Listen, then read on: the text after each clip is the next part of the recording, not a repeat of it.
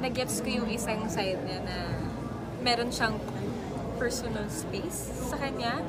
Oh, kasi with him.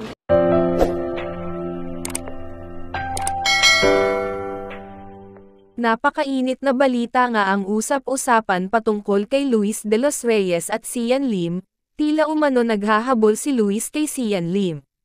Sumabog na naman ang balitang ito nang pag-usapan nga umano ang pagkakaroon daw ng relasyon ni Sian Lim kay Luis de los Reyes.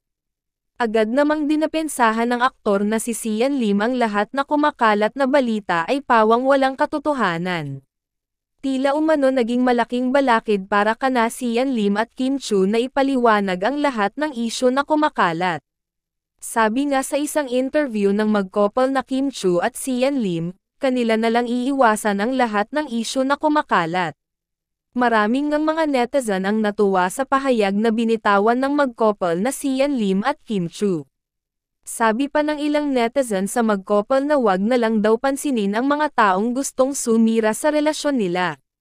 Labis naman ikinatuwa ng mag-couple na kahit napakarami nilang pinagdadaanan ay kanilang nalalampasan dahil sa kanilang tunay na mga taga-suporta.